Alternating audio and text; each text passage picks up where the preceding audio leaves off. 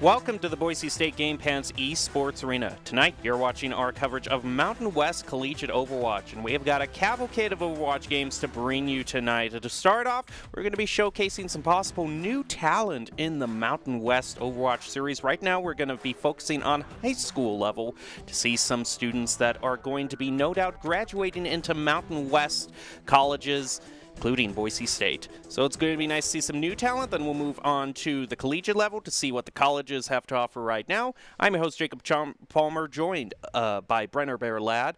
And Bear, it's nice to be here. And what we're going to start off on what I understand is a very interesting kind of show match on the high school level to showcase some talent that is going to be entering soon into the collegiate space. Yeah, as you mentioned, it was just kind of an overall, greater Mountain West area of incoming talent. So it's really exciting. We are starting off with our very own Meridian Technical, a team that we showcase a lot of the times because they are just very close to us here in Boise. And then they'll be going up against Blitz San Francisco, which is actually a club at their high school for the esports program. So some exciting things to see what these players can bring to the table and how Meridian Technical has been growing. We see them in the Overwatch Esports Tower Rumbles play all the time. We showcase them here. We have them play here in the arena.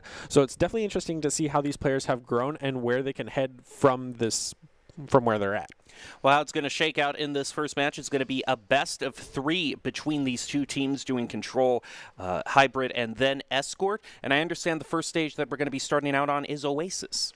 Yeah, so starting on Oasis is something that even Boise State has been doing more and more. It seems that the just collegiate scene has been moving towards that map. We see normally, Lijiang Tower or Busan a lot of the time, so going over to Oasis is a nice change of pace, and we'll change up for each map kind of the team composition these teams are going to be running, because with each map just being that much more different, we have indoors library where it's a lot of brawling, then you go out to the gardens and it's a bit more open, some high ground variability, and then you go to the big oval, and it's all about mobility, maintaining high ground, and having that aggression. So we're going to see a lot of what these teams can do in just this first best of 3 of Control in a best of 3.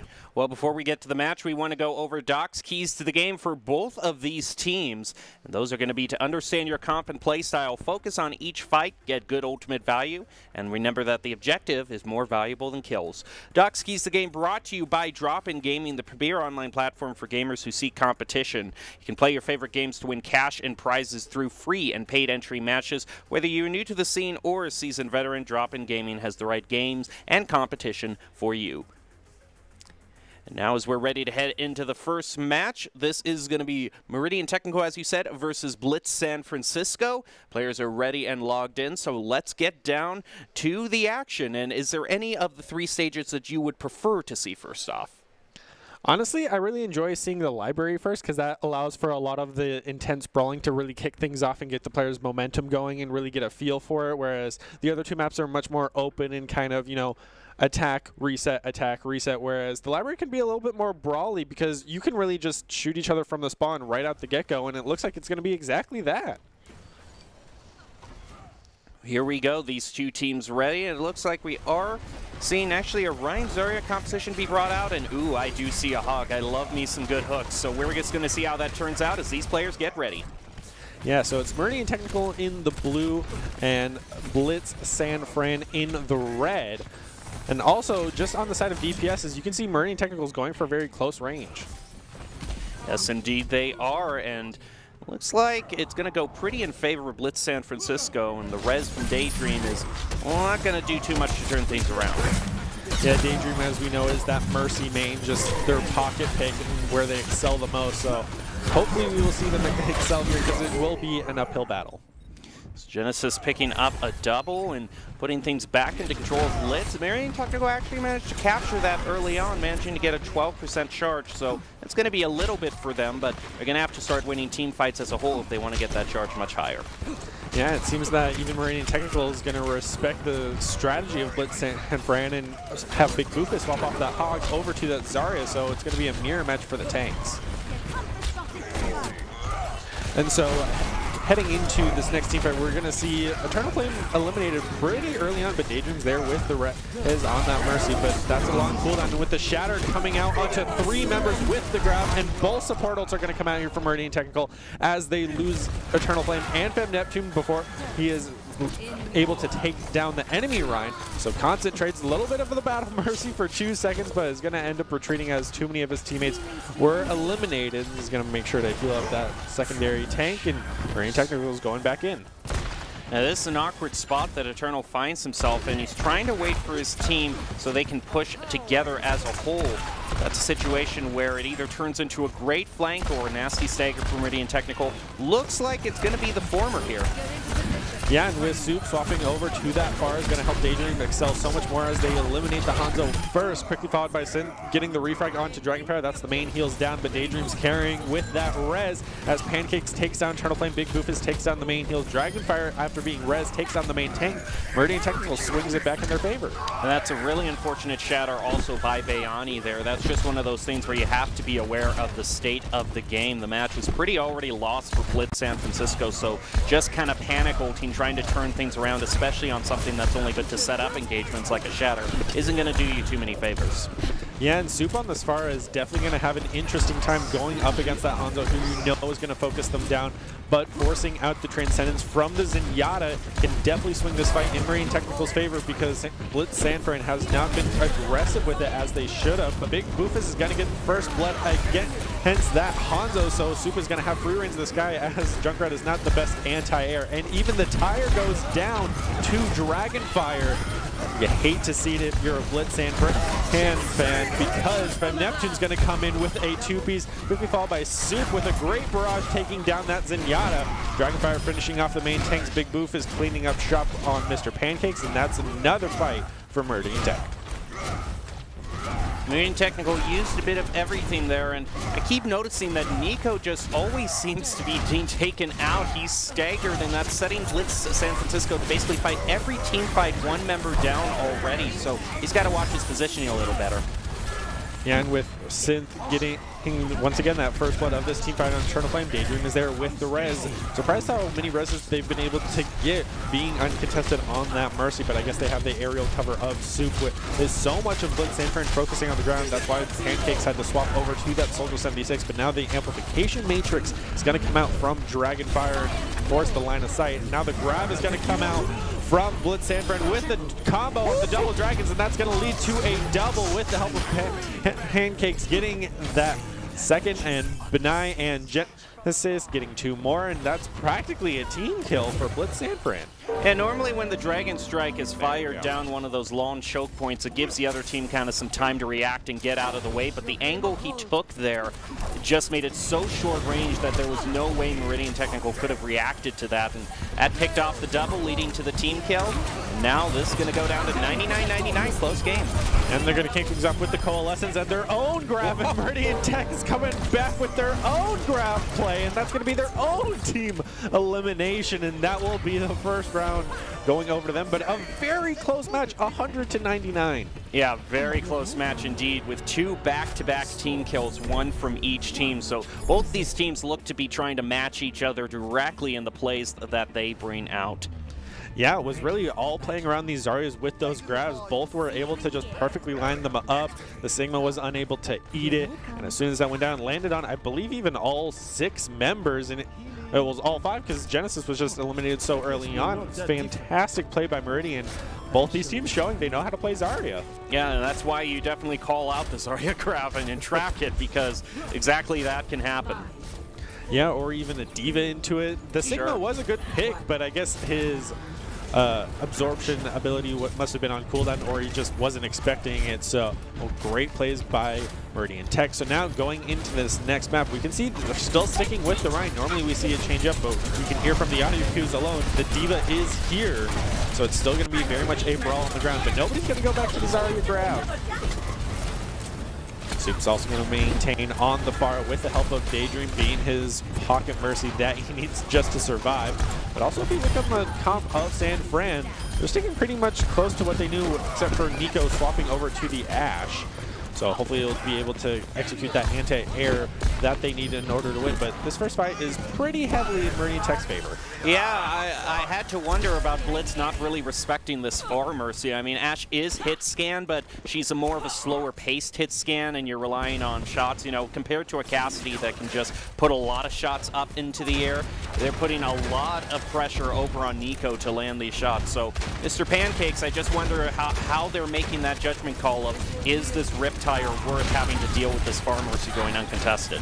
Yeah, and even then, the one Riptire they did get was immediately taken down by Dragonfire. So we have to wait to see if this Junkrat can get as much value as he's been worth so far. And with the Amplification Matrix first coming out from Blitz Sanford, but quickly followed by the Shatter and the Sights from Meridian Tech. That Shatter sadly did win, but the Barrage in the backline is going to pick up 2, so that's even fight. They are going to end up losing Soup, but Daydream's there with the res for the main tank. So now Meridian Tech has that front line to push back Blitz. That's a nice battle, Mercy. Yeah, we love watching it. My personal favorite, so seems it's going to be another fight in the favor of Meridian Tech, but the Zarya getting aggressive, trying to, already has the grab and at full charge. That's just free damage. So this ultimate from Mr. Pancakes is kind of going to be the do or die for whether Blitz should stay on this comp or not. If this Blitz tire goes nowhere, then there's no value that this Junkrat is giving to them, and you should be looking for a team swap coming out pretty soon.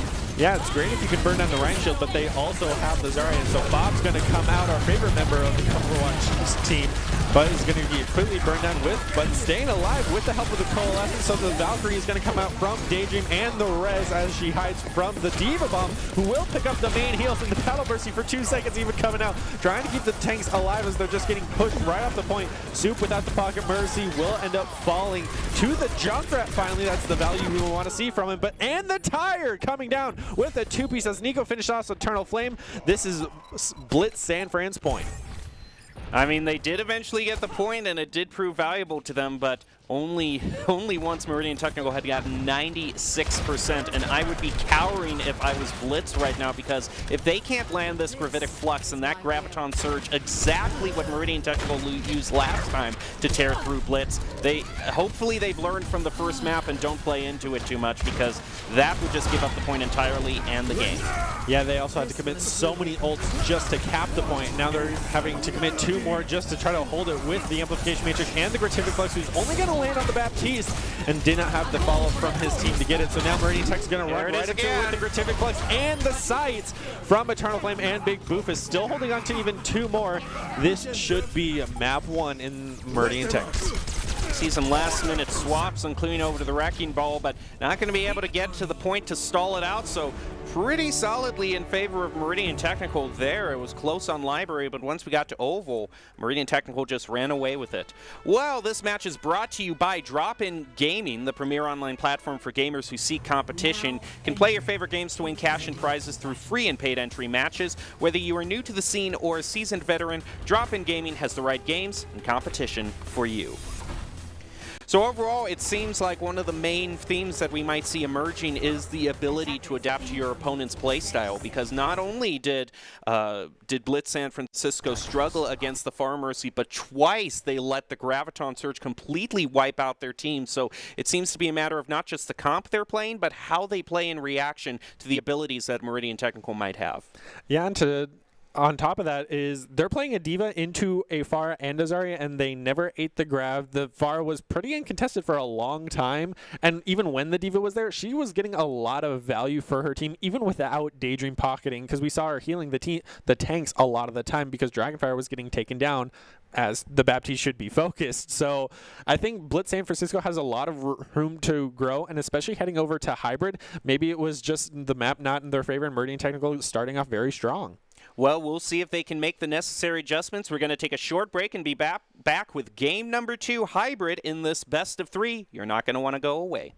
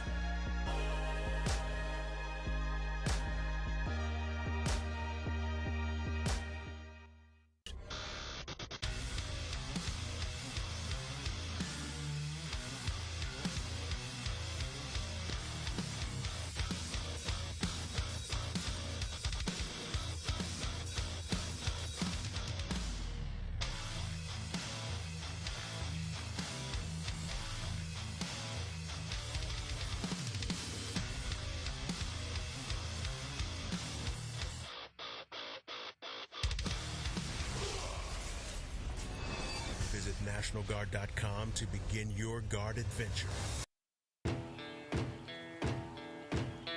Here are a couple lessons I've learned over the years. Friendships come in all shapes and sizes. And always buckle up. Seatbelts save lives. That's a rule we can all live by.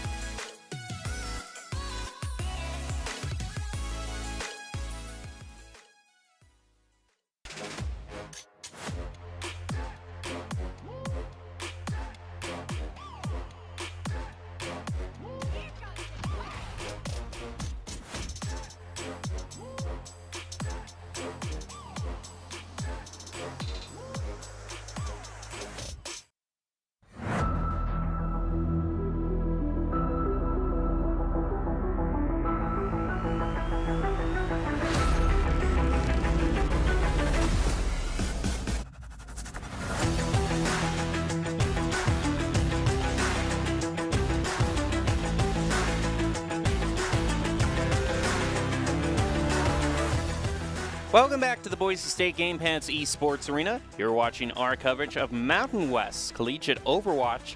To start things out today, we're actually taking a look at the level below Collegiate Overwatch. We're looking at some high school talent, which is going to be graduating soon in the Mountain West region and moving on to some of the schools that are in the Mountain and in the West, if you will, because we have both represented, Meridian Technical and Blitz San Francisco playing right now. I'm your host, Jacob Jen Palmer, joined by Brenner Bear Ladd. So we head on to Hybrid, Meridian Technical up one, and it was nice that we saw something a little bit different in Oasis to start out. And now we're going right back to Complacency in Hybrid as we are on Kings Row. Yeah, Kings Row is that classic traditional map that we've seen probably the most in any professional Overwatch plays. It's just the map everybody knows, everybody plays. And so you have to wonder, what are they going to bring to the table that is something that the enemy team might not expect, something that they have played very well. And this is a map that hopefully we can see Blitz San Francisco really shine, because they definitely struggled on Oasis, and hopefully we can see Meridian Technical be able to continue their momentum forward. We'll just have to see how it works out. That's just kind of a reason a lot of people pick Kings Row. It's just the one they play on the most, and it also seems that Blitz just tended to more of a mentality of just going with comfort picks. They've been a team that when they do make switches to their comp, it's been maybe a little bit too late, and they're not the quickest to swap things off. It seems like they want to play what they're comfortable with. So if Kings Row is what they're comfortable with, then that could go to their strengths. Yeah, we should definitely see them exceed here. And, you know, if they try to go for something like cheeky, like that Statue of Liberty play, we're going to really see where the strengths and weaknesses of Meridian Technical lie, of how quickly they can react to it and deal with it depending on who sides on which for the first round. And I'm really expecting to see a lot of big changes in the lineup for both teams and like how they play their roles, because it's been pretty steady heavy of, you know, Rhine, Zarya, or D.Va. We saw the Sigma for a little bit, and as you mentioned, right at like the last 2 seconds, the Wrecking Ball swap, but he never left the spawn. So hopefully we can see that more than just the traditional Reinhardt, because this just feels like day one of Overwatch. Well, we'll have to see. We're ready to hop into game number 2 in this best of 3, Meridian Technical versus Blitz San Francisco. Meridian Technical leading 1 as we're ready to hop into Kings Row. And like I said, these two teams, a lot of players that are going to be graduating soon, moving into a lot of Mountain West colleges. And here we go. Meridian Technical looking like they're going to be setting up first here on defense. Yeah, and this time, Daydream also not on that Pocket Mercy that we know them to play very well. Eternal Flame also on that Hanzo, going to try to show Nico how it's done after that Oasis. Pancake still sticking to that Drunk, but hopefully we'll get some more value here. Also the Sigma and the Zarya return for Blitz. On the side of Meridian Technical, they're sticking to what they know. Dragonfire on the Baptiste, Big Boof is Neptune on the Rhine Zarya. So as this fight kicks off, Nico also on an Echo with no Pocket Mercy is going to have an uphill battle, especially going up against Soup, but as he's quickly eliminated by Mr. Pancakes, Blitz San Francisco is having a good time pushing this point so far. But Eternal Flame evening out very quickly by getting a nice, well-placed arrow onto both supports. Should swing this fight in their favor as Big Boofus takes down Mr. Pancakes, being 3 members down and both supports. This is where you retreat, but Nico's able to secure at least 1 elimination onto Eternal Flame beforehand. A lot of fighting back and forth, but it's not really going to lead to anything material for Blitz San Francisco. They're going to stay on what they think is going to work out for them. Unfortunately, with that pick by Soup, it's going to put a nasty stagger onto Blitz, only give a bit more ultimate charge Meridian Technical. We actually see them swapping over to the Reinhardt here.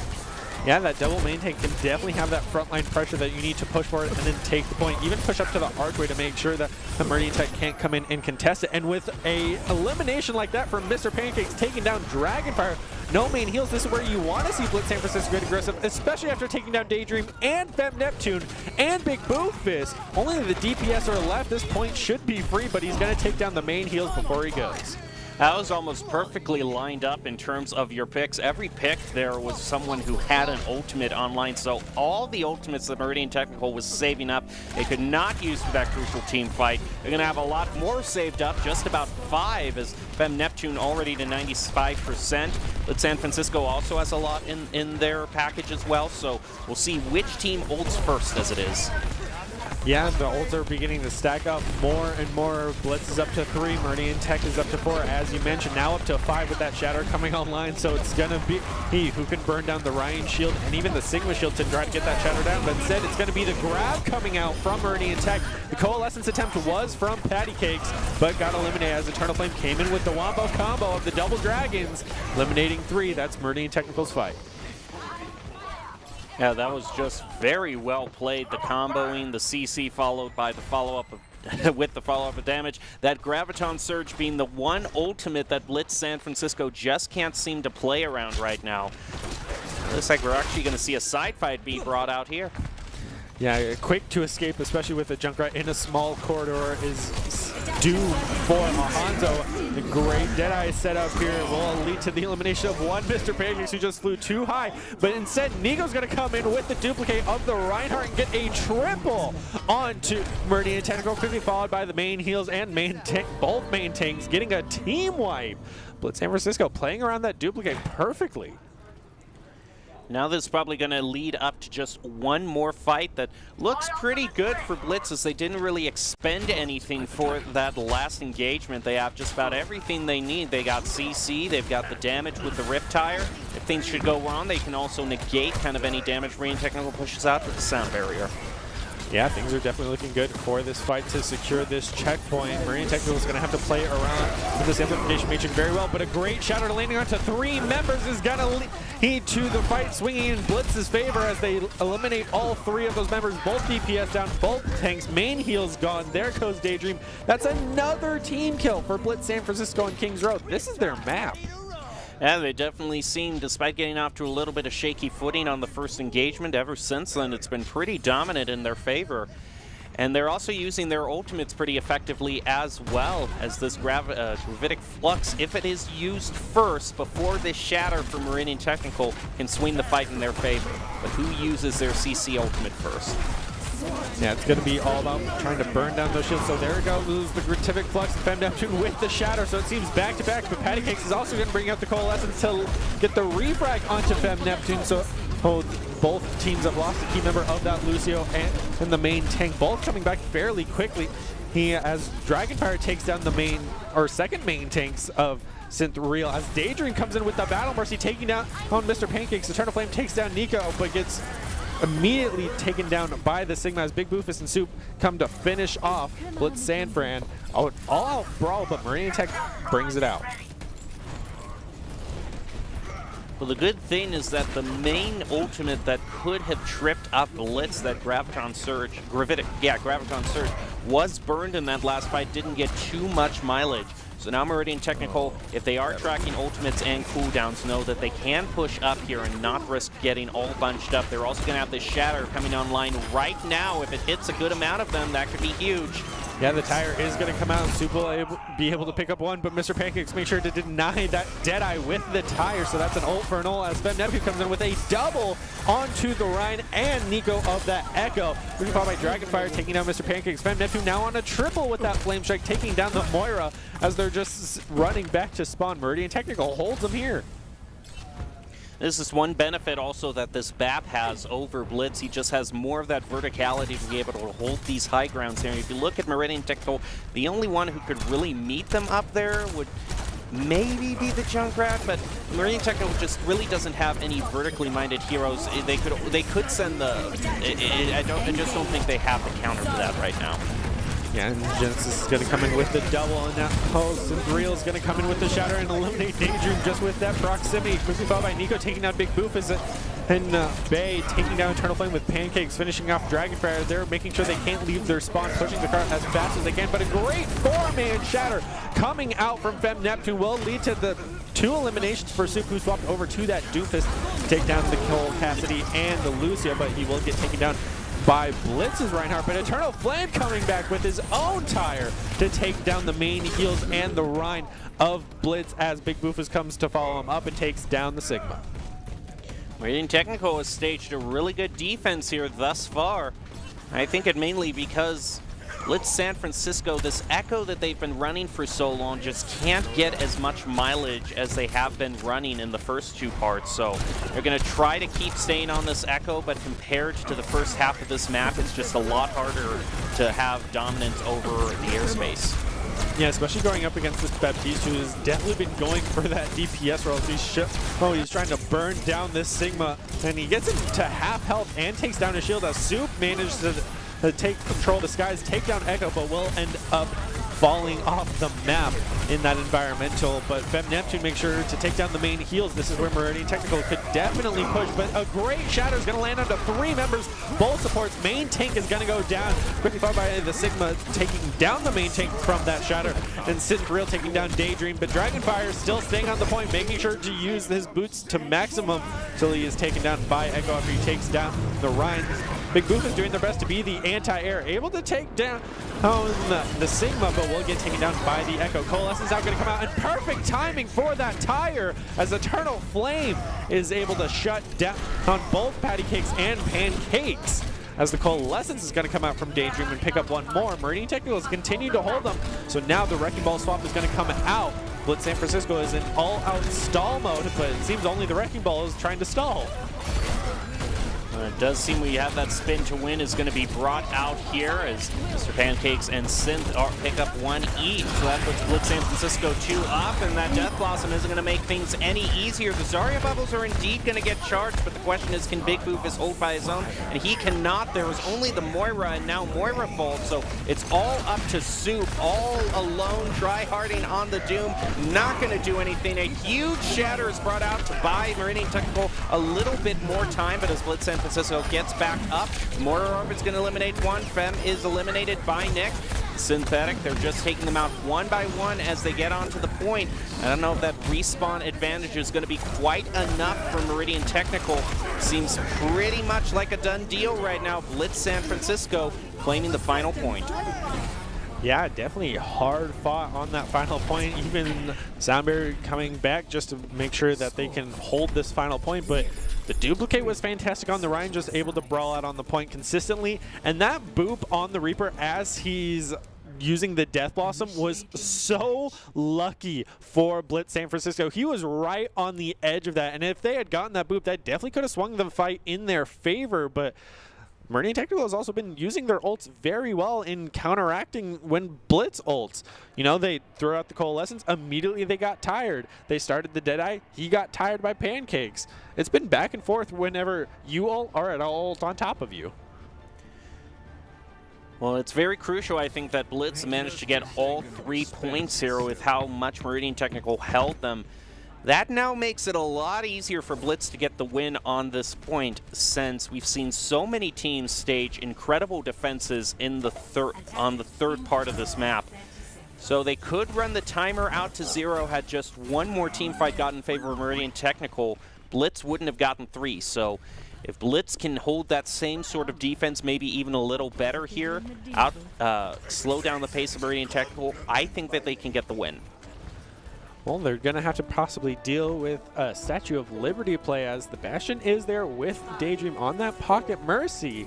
I haven't seen the Symmetra just yet, but it could be the play. We do see that Blitz is also bringing a Hanzo, so if he can get behind him, he will be able to execute it. There's the Symmetra as well. They're going for the play. They even have the Sigma to set up the shield, and there it is. He's starting to rain down as much fire as he can.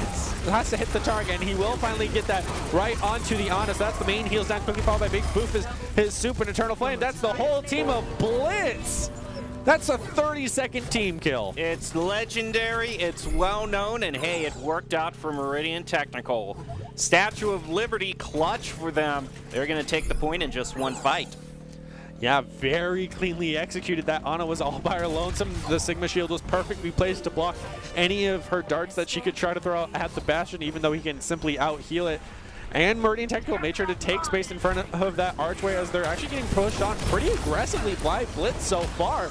Blitz holding him forward very well as Daydream has to use the red to bring back Dragonfire so they can try to push this forward, but Nico utilizing the high ground trying to contest this Junkrat who gets right in her face.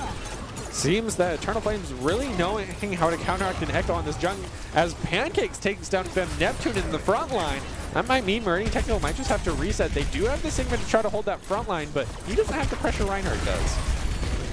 There's so much pressure being pushed out into that choke point that we actually see Soup get off of the payload and moving back just for a bit more natural cover. They're waiting for a key pick onto Blitz San Francisco before they go into such a narrow contested space. Yeah, Daydream once again using that res on Soup, getting as quickly as they're using it. And now great possibility for the Gratific Flex, even flying all the way around. This is a good place as he couldn't get right through the middle and takes down the Ana. Very again, first one eliminated as Sigma takes down Eternal Flame, but with his post-mortem, he takes down the Echo. Soup able to pick up one Dragonfire once again on anti-tire duty. Let's Meridian Technical continue to push forward. Genesis is making a very risky play here, trying to hold this corner all alone. And actually, you do see Mr. Pancakes found himself caught out, and it's going to cause even more of a stagger to go onto Blitz as Meridian Technical successfully gets their res. Yeah, Daydream has been perfect on these reses and has been uncontested for a long time because they are able to res at the perfect time, but that shatter is very mistimed. Wow. Neptune's going to show him how it's done. Shattering 3 members of Blitz San Fran, and Soup following up with the tank. Able to get a 2-piece with the help of Fem Neptune taking down Genesis, and that's the first checkpoint for Meridian Technical. Pretty uncontested. Now this is going to be extremely interesting because Blitz also had a very fast pace getting to this checkpoint, but this last section of the map can be where dreams die for the attackers. So Meridian Technical is going to have to watch out. I have to wonder how much more Soup stays on this Bastion since that initial Statue of Liberty play has been exhausted. A huge Riptire from Eternal. Soup also taking out Synth and is going to get a double himself, and that's just a team wipe for Blitz San Francisco. This is just going to come down to the last staggering all onto the point. I mean, they're going to have to try to stagger for practically 5 minutes. The duplicate is going to come out, but quickly eliminated because Soup on this Bastion has just been having a field day. And so they took that with 4 minutes and 36 seconds on the board, whereas Blitz San Francisco was in overtime. Here we thought this was their map, and Meridian Technical had a great attacking. Yeah, I don't really know. I mean, this would have to be the ultimate overtime for Blitz San Francisco. I mean, over a 4-minute deficit, that's such a tough ask. Yeah, so now we will have to wait and see who takes what sides first. Hopefully we can see Blitz defending because they should be able to hold Meridian Technical for just that much longer. But if Meridian Technical is defending first, Blitz is gonna be interesting to see. I mean, yeah, if they who's can on what side. If they can get on the pay, okay, this is Meridian Technical is attacking again. Okay, so they're attacking. They still have the Bastion. Oh man, that's kind of a risky play. It kind of gets into a fool me once, fool me twice thing. But Blitz's main challenge has been trying to adapt to Meridian Technical strategy. So if they can call this out here, looks like they are also doing a bit of scouting right now. So just, hi, I'm right here, right in front of the door. They're still sticking with Pancakes on the Junkrat and Nico on the Echo. So they're not trying to go for any really hard anti-Bastion. We haven't seen them have a Diva. They don't have the Diva. They are still sticking with that Sigma Rhine, so... But it also seems Meridian Technical might be going for the Statue of Liberty play, but they're very split up. They might just try to go for a teleport right behind Blitz, so if they could play right by the archway... No, they're going for the high ground. That's still a very nice spot for the Bastion, but that's a whole lot of damage being pushed up to him. That's great target prioritization by Blitz San Francisco, but Daydream gets this uncontested res even after Nico has air superiority, and Synthreal is actually going to get Fem Neptune as well as Nico taking down Big Boofus, so that's no tanks for Meridian Technical as Soup takes down Mr. Pancakes and Eternal Flame takes down the Baptiste, but as soon as Soup gets set up, he's taking down every member of Blitz. It seems they just forgot about him. Yeah, I think they just didn't account for the res there. I mean, yeah, the Daydream was definitely one of the hard carries for Meridian Technical there, but that's going to be a win for them. Yeah, just winning this 2-0 very quickly. Blitz San Francisco showed a lot of fight, though, themselves, managing to get the 3 points. But, man, that Bastion, I think the two things that are going to be in Blitz's nightmares are Graviton Surge and the Bastion, too. So yeah, that's something where you really want to stress having a really good Diva player on your team, because that would have countered everything. It would have been able to eat the Graviton Surges. It would have been able to deal with, you know, the air superiority when Soup was on that Pharah for Oasis. It would have been able to deal with the Statue of Liberty of the Bastion. And so it's definitely going to be those tanks learning the Divas, and I think they can do it because they have a lot of room to grow. Well, that's going to do it for this match. Did you have anyone that caught your eye in terms of main plays made? I mean, like I said, Daydream with those uncontested reses was really the backbone of their team, keeping them alive, even with Dragonfire getting eliminated a lot of the times. Mercy still has the main heal's potential. She was doing very well with the Valkyries. At the same time, I really want to highlight Soup because he was the Bastion. I mean, he did very well. Like, it's been a while since I've seen Bastion get a lot of recognition in terms of player of the game. He did very well, and even when he did have the pressure applied to him, he had Daydream to back it up, which is why I would say it has to be one of those two players. Yeah, well, you'll just have any opportunity you can to give a Battle Mercy some recognition. Of course! I know how it works out here. That's something you here. never get to see. You have to love a Battle Mercy. Well, the player of the game is going to be brought out very soon. We're going to see who production has chosen right now. And they've actually decided to go with Eternal Flame, who started out here on the Reaper, but had some great plays as Junkrat later on. Yeah, did very well. Oh, Blitz San Francisco also had their own Reaper who did very well, but Eternal Flame just really showing them how it was done consistently. That's not the best highlighted play as we saw him get eliminated, but he was able to take down the main tank, fulfilling that Reaper role. And also here with the Hanzo setting up the Graviton Surges and the Double Dragons was perfectly lined up again and again and again. So that's just perfect team coordination for Meridian Technical between Big Boofus and Eternal Flame, so well deserved. It's the ICCU Player of the Game, brought to you by Idaho Central Credit Union, who believes a great player makes a team more successful, just like Idaho Central's helping members achieve financial success. Eternal Flame is your ICCU Player of the Game.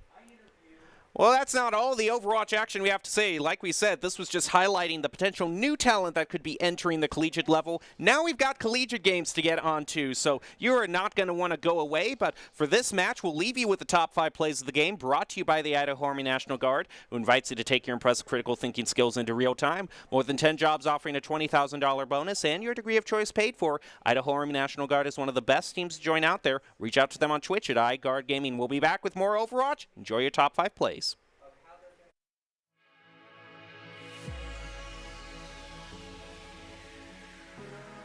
It gives the other team kind of some time to react and get out of the way, but the angle he took there just made it so short range that there was no way Meridian Technical could have reacted to that. And that picked off the double, leading to the team kill.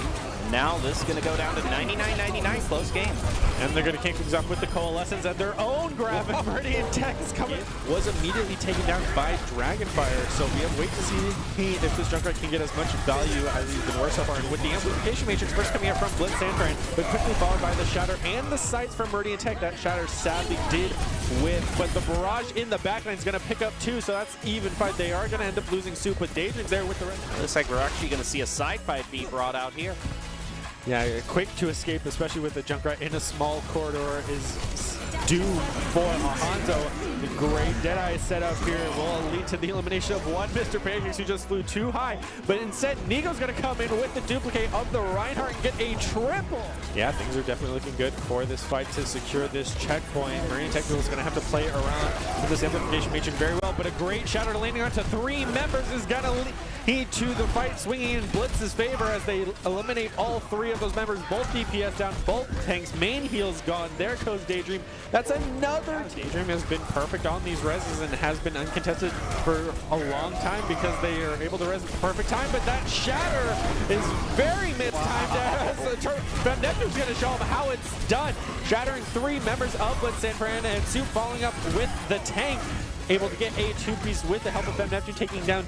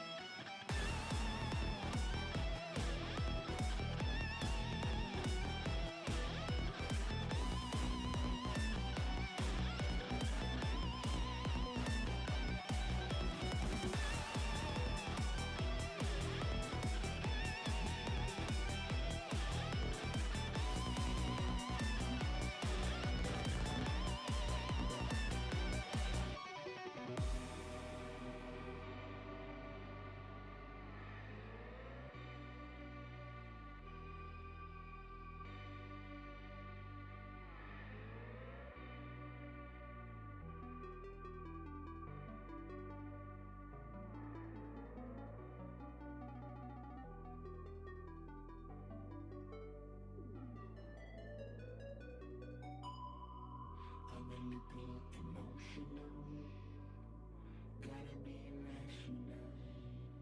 Big monkey is optional. I'm in the phase, I need evolution. I need evolution, I need evolution, I need evolution, I need evolution.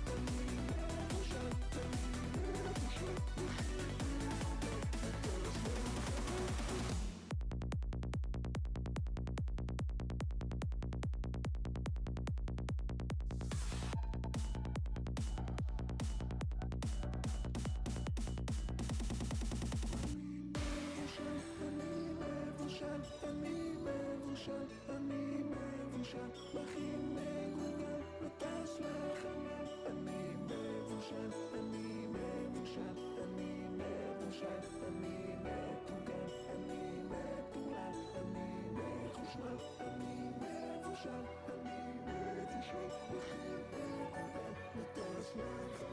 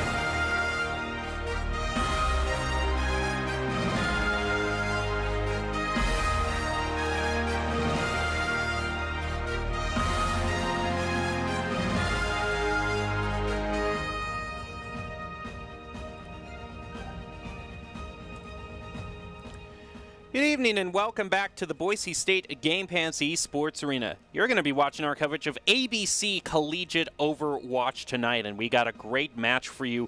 Boise State versus University of California, San Diego. In the ABC at large, big familiar names like Boise State are looking out for UT Dallas and UCI Esports, but of course the two big names everyone is thinking about in ABC are looking to take down Maryville University and Northwood. But right now, Boise State on their way to facing off those top teams, like I said, is going to be going up against UC San Diego in this best of three. My name is Jacob Jem Palmer. I'm still joined by Brenner Bearlat to call all of the action for you tonight. The Boise State going up against UC San Diego, and it's another best of three, so should be able to wrap this up pretty quickly. No threat of assault, which I know everyone is happy about. Yeah, for sure, and especially about the new news coming out of the alpha and the beta for Overwatch 2 and new mode push. People are definitely antsy to try out the new stuff, so staying away from assault, which is going away, is definitely a welcome change for everybody, especially the Overwatch players. So going into this matchup, Boise State is just coming off a win because typically we play two ABC matches back to back, and we're just jumping into the second one. So going up against UC San Diego is definitely going to be interesting to see how they might match up against Boise State, who's traditionally done very well in this matchup. I do not know what San Diego's lineup has traditionally been, but going into this possibly in the dark, you want to be playing at your best, which is something that Boise State, you know, you don't want to hold back. You want to put in your all and try to take this team on front and have a strong showing. Well, since you mentioned lineups, I think this would be a good chance to see what Boise State has to offer in terms of lineups, so we can pull that up. The opening lineup for tonight for Boise State Overwatch, brought to you by Count Identity Trust Global Network, delivering real-time fraud prevention, account protection, and enabling personalized customer experiences, more than 9,000 leading brands and payment providers. Count.com, KOUNT.com. And there you can see the opening lineup. Two amazing tanks, Matt, Merck, and Kel.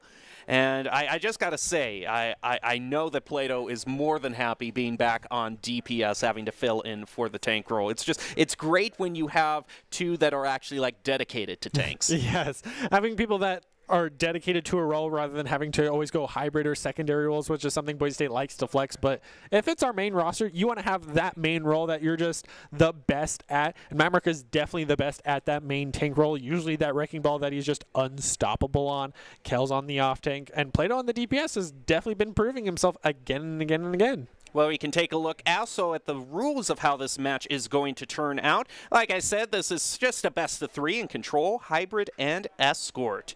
And of course, before we get to the match, it'll be a great time to go over Doc's keys to the game in Overwatch to help Boise State have the best chance of winning tonight. And those keys of the game are going to be brought to you by Drop In Gaming.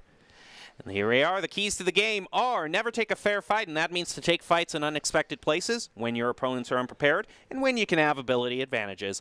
Brought to you by Drop In Gaming, the premier online platform for gamers who seek competition. Play your favorite games to win cash and prizes through free and paid entry matches and tournaments. Whether you're new to the scene or a seasoned veteran, Drop In Gaming has the right games and competition for you.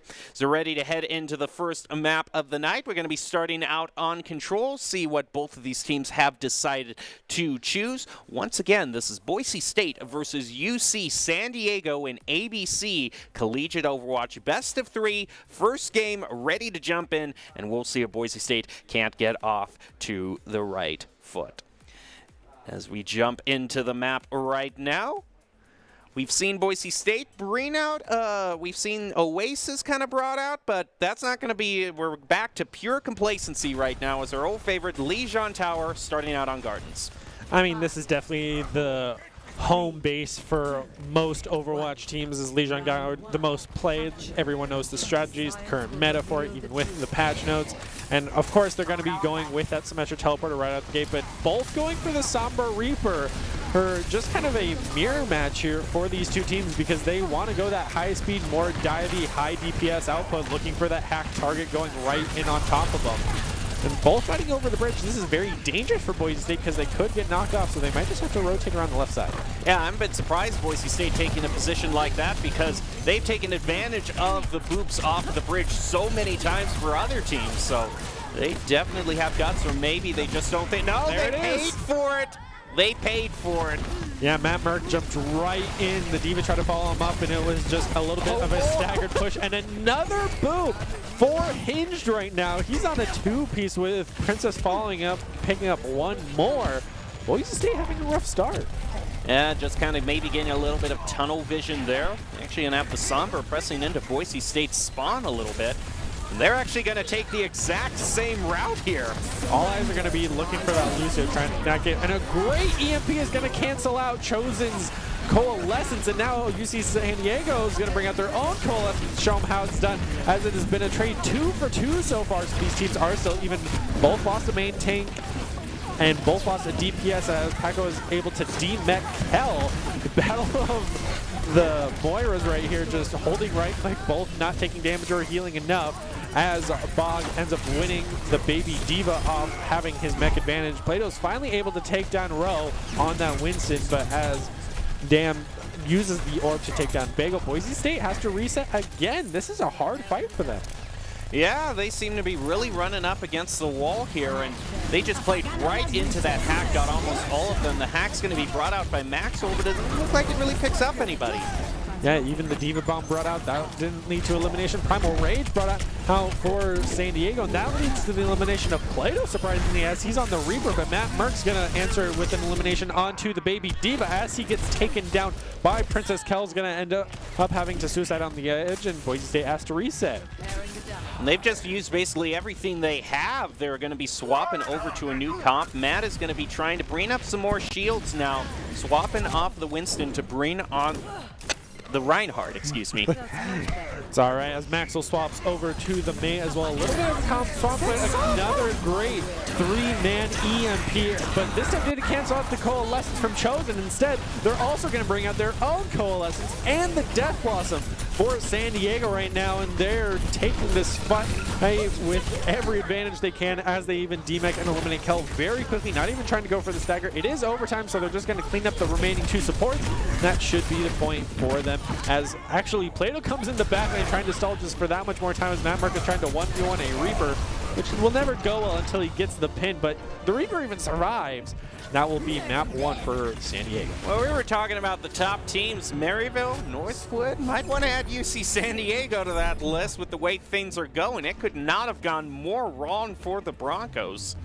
As we take a look back on this first huge EMP that canceled the Coalescence, and these great boops coming out from Hinge just absolutely set the pace for UC San Diego and just continued to really prove that they are the better mirror matchup in that comp. So hopefully coming to the indoors of Lijiang Tower, we might see Boise State really come alive in the second map.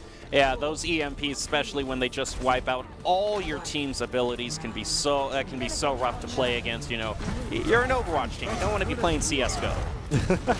Yeah, this isn't Valorant either, because you do have the abilities. So now it's once again going to be very close to a practically mirror matchup, except for Kel and the Sigma. And it seems Plato's just going to go on a tear with this Junker and eliminate both DPS right off to bat. And now that should be the point secured in their favor, unless the Tritons can come back swinging in this push. But Plato's making sure to be that artillery piece that they need out of this Junker with the constant DPS output. Yeah, once you're playing on tower, it really becomes a battle of who can have the better Junkrat. And Plato, in just the previous matches we've seen him on Junkrat on tower, has been insane with his Riptiles. To see what this can do. Yeah, getting a tire so early on, not even before 10% hit the board. But Princess is there to take it down before he can deal any damage and even get the elimination.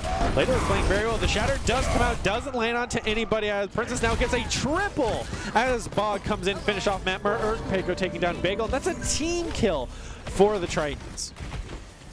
Wow, that turned around completely for the Broncos. They're going to be trying to bring out the teleport here. Not going to allow UC San Diego to set up the car wash here. Yeah, Plato tries to win that 1v1 against Princess, but Princess does have the tire line. Chosen's going to bring out the Amplification Matrix who force the Tritons off the point, so that's less percentage for them. They backed off very quickly rather than just line of sighting. So now the tire's going to come out from the Tritons. See if it will get eliminated as the Broncos did. We'll just wait to see where it comes. It comes from right down the middle. Will only take down the Immortality Field, but that's a cooldown used as Rowe gets a 2-piece onto both DPS. Make that 3 onto Chosen. Boise State's going to have to go for a reset here after losing main heals. Both DPS now main tanked as well as he suicided, taking down Rowe. Princess and Pico was clean up. Yeah, but I like that stall from Boise State. They pushed it to 51% now. And the main thing of Boise State is, like, they aren't really allowing the Symmetra to set up her turrets in a position where Boise State is going to walk into. And we see they are set up there, but they weren't able to be set up in their usual location of the main choke point. So because Boise State is able to reset so fast, it's allowing them to retake these points before the main defensive utility of UC San Diego is put out. Yeah, UC San Diego threw it out the amplification matrix, and Boise State simply just line of sighted it. So now the wall comes out from Maxwell. This is a great push for Boise State. They need to get this first pick if they want to be able to have the advantage, but they're going to get a mirror match between these Symmetra walls as both of them go down. But now Plato has the tires, going to bring it out and eliminate the Sigma. But a great shatter onto 3 members of Boise State forces out the sound barrier from Bagel to keep them alive, as well as UC San Diego's own sound barrier to keep their members alive. But Matt Merck and Plato are going to get the first 2 eliminations onto Princess and Rowe. Quickly followed by Chosen, winning the 1v1 against Demekles? Demekles. I mean, Maxwell had so much time to charge up his laser gun here. It's basically, it sounds like a leaf blower at this point. It's just so charged up. Yeah, I'm surprised we haven't seen the Zarya with how much these beams have just been able to dish out the damage, especially with a double barrier going into a Junkrat. Plato's just been having a field day. The Diva Bomb does come out, does not lead to elimination. But a giant shatter of 3 members. Bagel actually gets the first blood to Cheeky Lucio, forcing the Immortality Field down, but Maxwell set up the car wash, able to take down Princess, and now they're forcing him back into their spawn. Matt Merp taking down Hinged. A clean fight. And now this really forces UC San Diego. They have to move toward the point, but now Boise State is going to have a lot to set up. You can see Plato just waiting there for the sneaky Riptire. He's going to bring it out and have to push it back. Maybe get it right onto the point, because actually they found a way to sneak past Boise State and contest on the point directly. Yeah, a well-placed teleport. You can see Matt Merck was just looking of where they go. They teleported right behind with the Gratific Flux, and now the tire coming out for Princess, trying to keep his team in the fight. It's Sigma will even swap over to the Diva as Hinges to get the environmental against Maxwell. Perfectly timed Immortality Field coming out from Chosen as Peko takes down Matt Merck, and as well as Kel both takes down. Boise State might just have to reset here. They can't reset. They're in overtime. It's full-out aggression. Matt Merck's going to have to bring out the shatter. Doesn't land onto anybody, sadly, as Bagel is able to take down the Rhine. So that's the main takedown. Boise State has the +1, but they quickly lose as Matt Merck ends up going down. Now this Symmetra is on a 3-piece, taking down both DPS of Boise State. Bagel has to use the sound barrier just to keep his team in the fight and a chance at winning this map, because this is where Control could lose them. As Kel takes down Princess. Princess was able to take down Chosen before he falls, but the Symmetra for UC San Diego was doing the work for them. Well, it was a noble fight there from Bagel, trying to Reddit Lucio his way to glory, but it didn't quite work out. He got a pick here or there, but overall 99 to 99%. And brought to you by Drop In Gaming, the premier online platform for gamers who seek competition. You can play your favorite games to win cash and prizes through free and paid entry matches and tournaments. Whether you're new to the scene or a seasoned veteran, Drop In Gaming has the right games and competition for you. I just got to say, that's probably the most consequential Symmetra teleport that I've ever seen, because Boise State was so focused. You saw them setting up right there that choke point. You saw Plato setting up his Riptire specifically for that, and UC San Diego read it perfectly and teleported completely around the Broncos, caught them off guard, and got to the point. Yeah, as soon as the teleporter went down, they all teleported. You heard the Gratific Flex go on, and 3 members of Boise State were just standing there like, oh, they're behind us now. Like, they executed that, and they were just surprised. Like, you saw Matt Merck consistently just swinging his hammer on the teleporter, like, where'd they go? And then turns around, charges in, and that's when the fight kicked off, and the time was not in their favor. We said, like, Boise State needs to reset here, and it was 99-99 overtime. So Boise State having a hard time against UC San Diego. this is going to be a huge match for us. Yeah, UC San Diego could be the team of surprises for Boise State. We'll see how they do on round 2. They just need to win one more, and they'll have it. We'll be back after this break, see if Boise State can recover.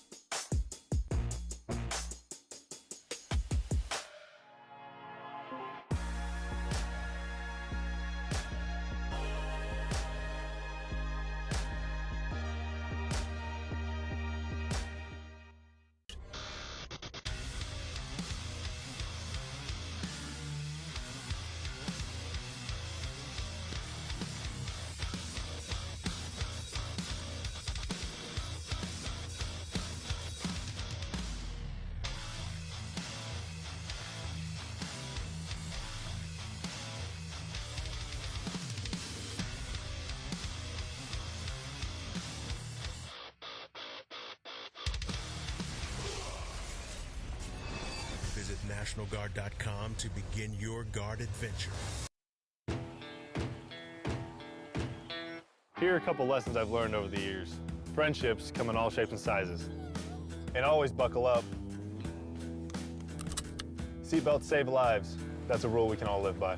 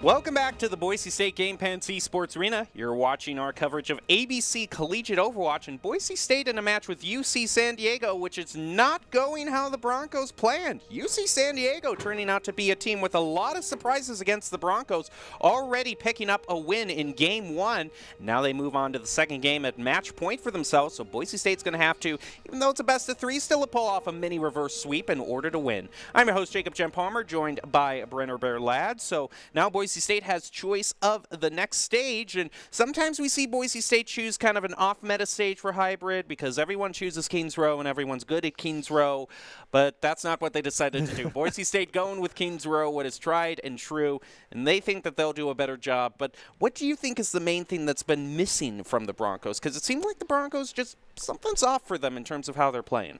I mean, maybe it's as simple as the fact of maybe we didn't... I think it could be the issue of the communications. That's something that we as Boise State have been working on for a while, is the communication of what's the important information that needs to be said versus, you know, playful banter of what's going on in the match of, you know, oh, I just hit a sick headshot versus like, hey, I just eliminated this person, we can push now type situation. Right. And also touching on the communication of when to go in and where to take the fight, Boise State kept pushing that right bridge on Lijiang Tower, and they just couldn't get off the bridge. Right. They were so stagnant for a long time.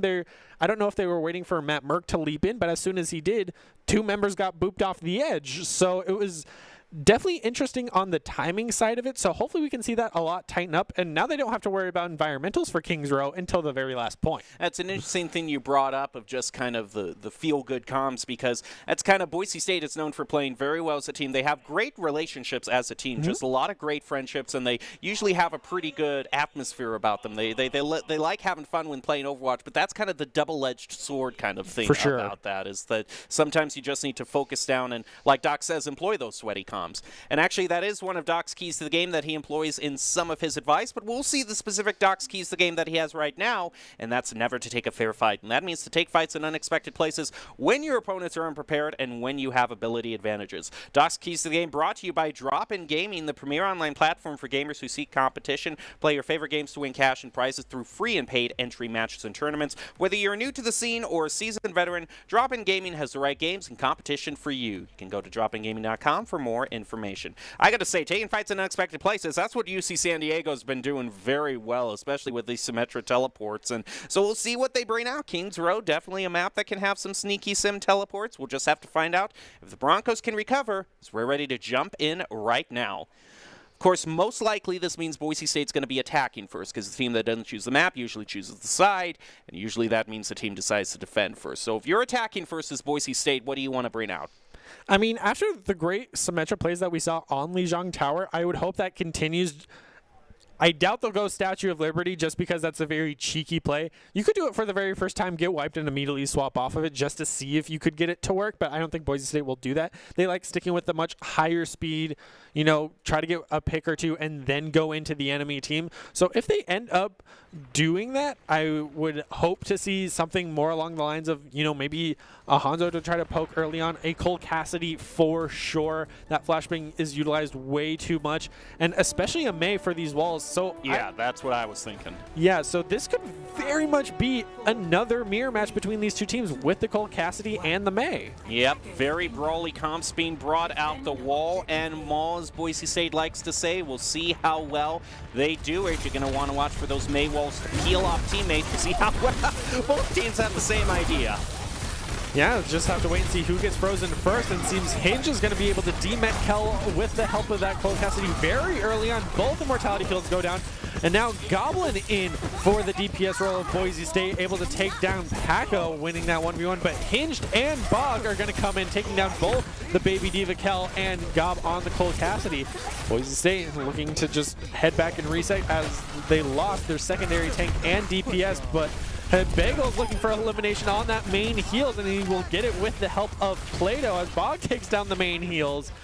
So it is constant trades between these two teams, but Boise State has the spawn advantage. They do, which is what makes this first point so hard to take. But the good advantage for UC San Diego is they've already built up a little bit in terms of ultimates. If they can hold Boise State for here, they can determine how these next few matches get played.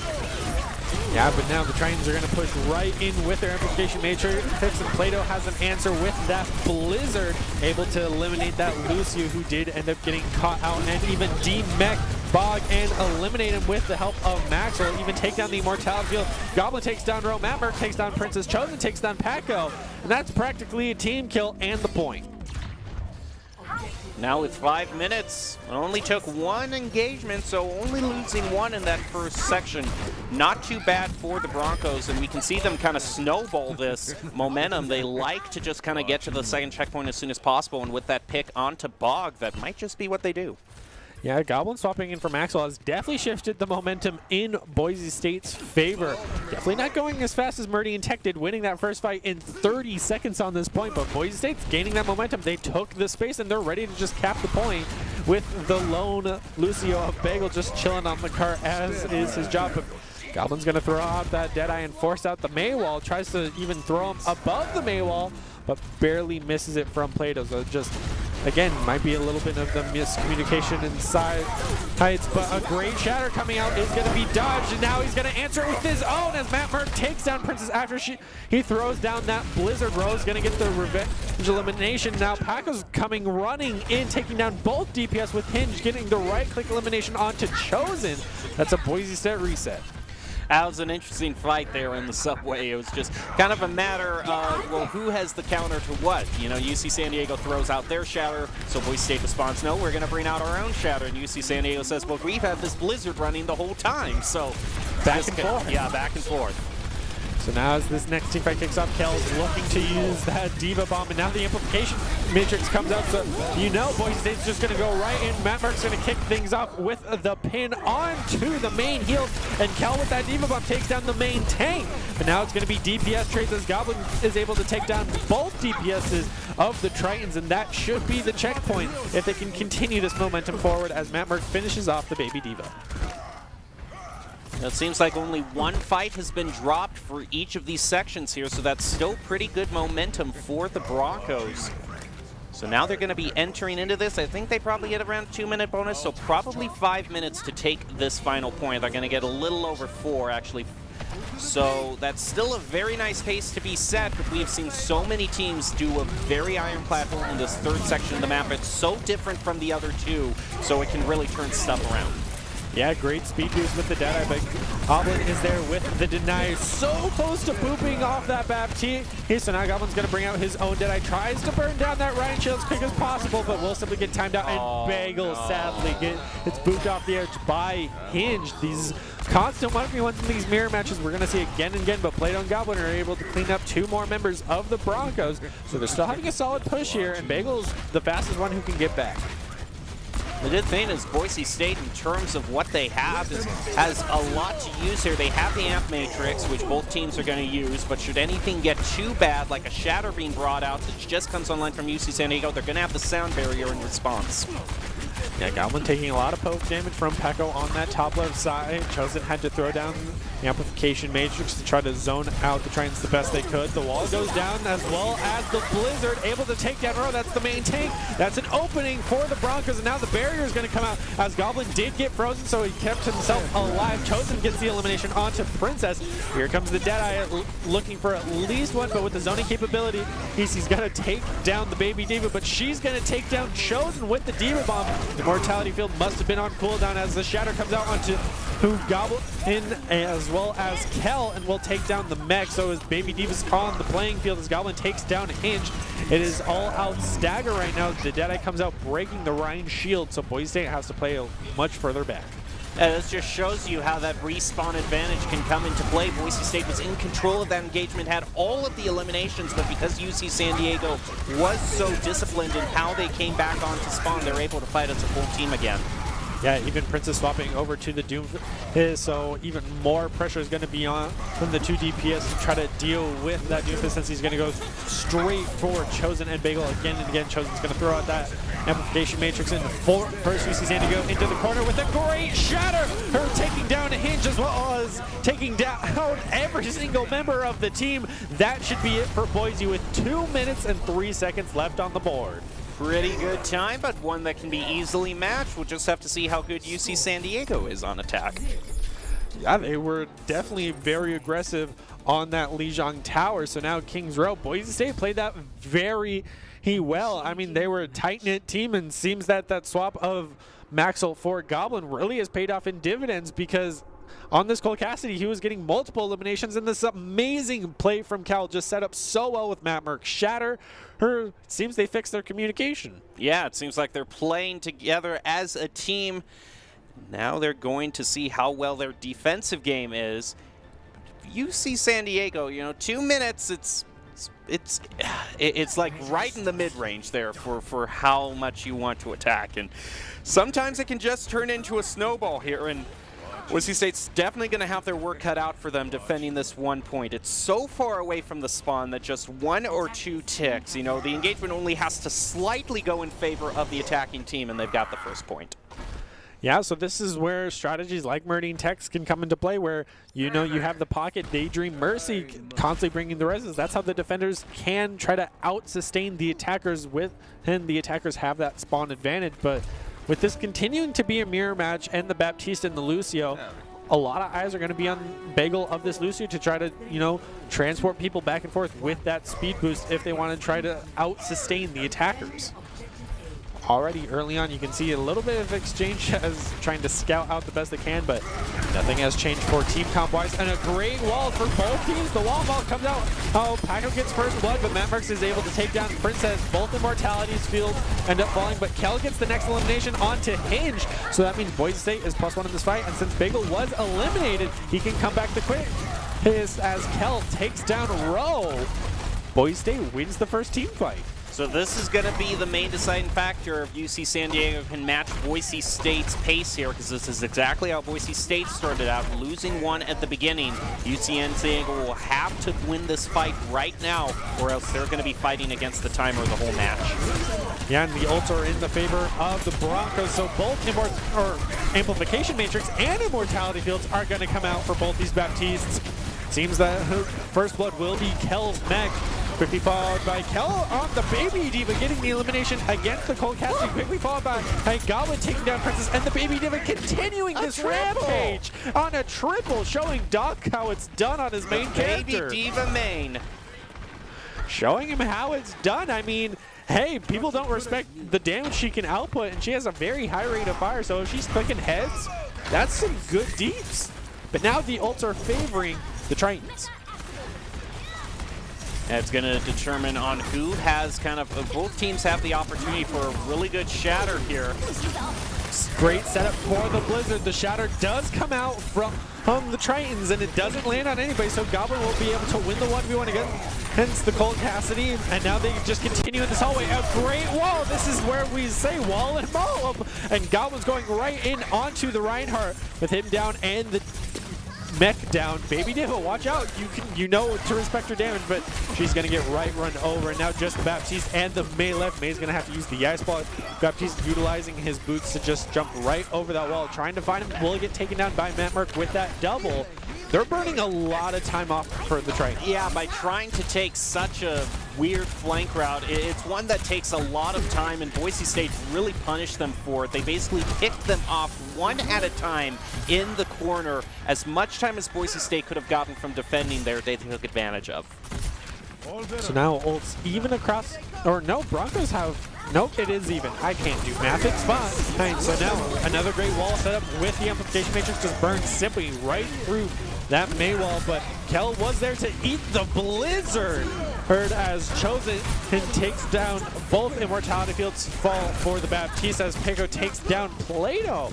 So now the Tritons are +1 in this fight, and they have spawn advantage. Boise State's going to have to play a little bit safer, and now they lose Matt Merck. Things aren't looking good. No, and Chosen is going to try to pick Airplay, going back into UC San Diego's own spawn just to try to stall them out. But it doesn't quite look like they're going to fall for it. So Hinged wins the 1v1 against Chosen, and that should be the point for the Tritons. Boise State's just going to have to go for the regroup at the subway. This is where we see the Tritons try to take the second fight, try to get all the way to that first checkpoint and see where Boise State will decide to hold. I mean, the one place they can even it up is the final factory. If they manage to take the third point in not too many fights, then that's the way they can even up their time against the Broncos. Great two-man shatter onto Matt Merck and Plato, forces at the Immortality Field, and now Plato's Blizzard will get eaten by Bach, who quickly eliminates Gob as well. Now Boise State's just going to have to go in full retreat because the damage coming out from the Tritons has been unmatched. Now Boise State tried to play right into their own trap with the Amplification Matrix and might catch out this Cold Cassidy's very low. Matt Merck will get him, but he gets walled off, and he's getting mauled pretty hard, but both of their Immortality Fields will come out to keep him alive. The Diva will be demeched though from that Flame Strike. Bolt take stuck inside the bar means the Reinhardt will go down, and the Mayberry low forces out but the Blizzard, and Matt Merck will throw down the Shatter, not landing onto anybody. Kel remains frozen in Baby Diva form as Goblin takes down Hinged. Baptiste takes the remake elimination onto Plato.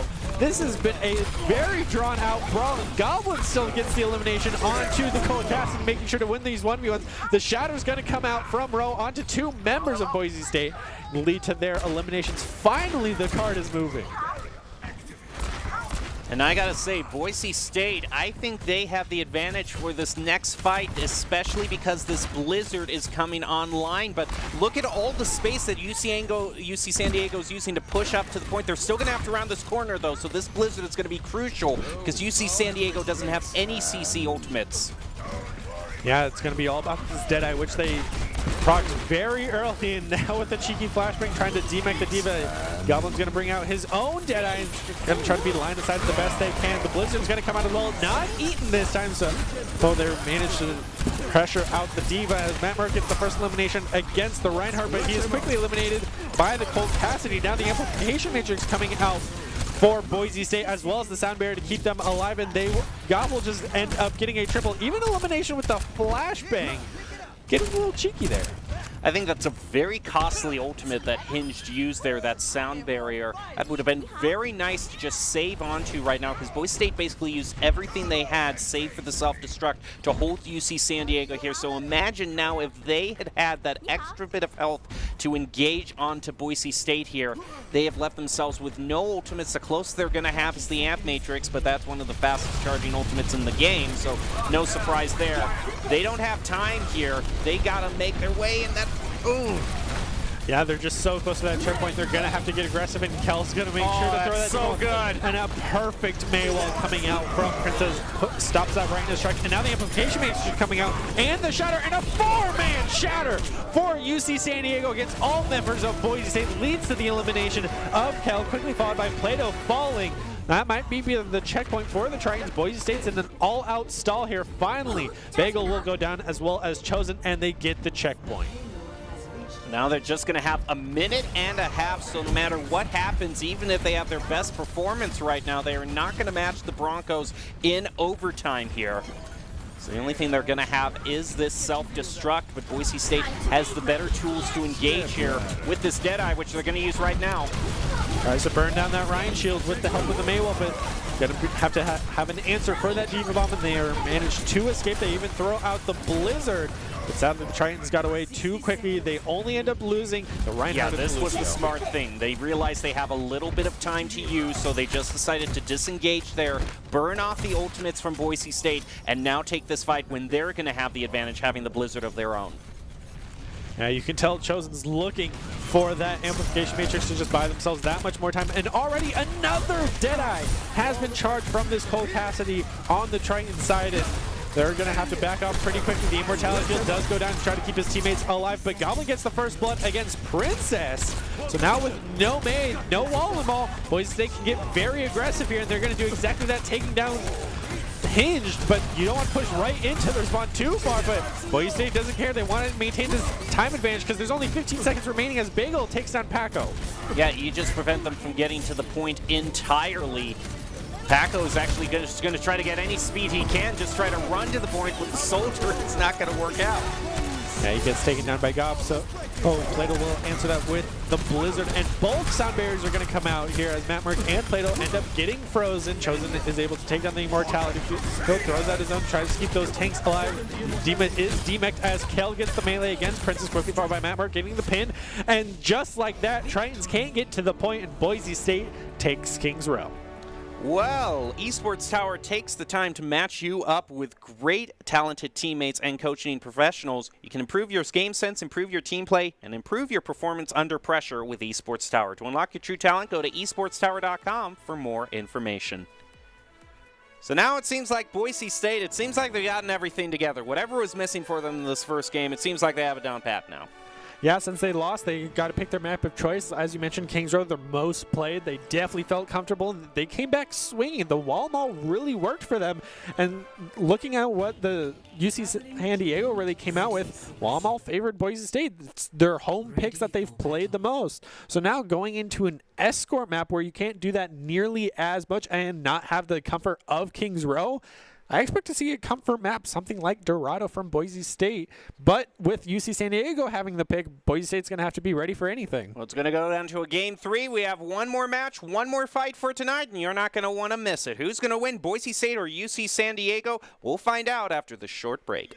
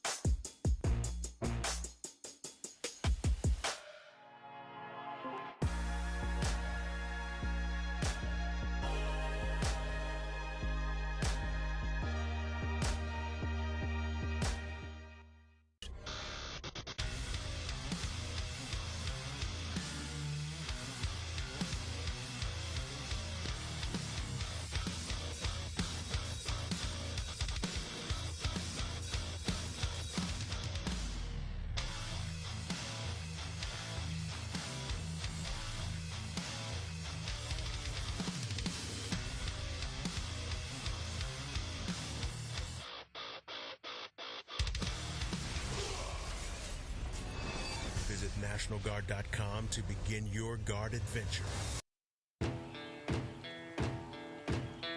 Here are a couple lessons I've learned over the years. Friendships come in all shapes and sizes. And always buckle up.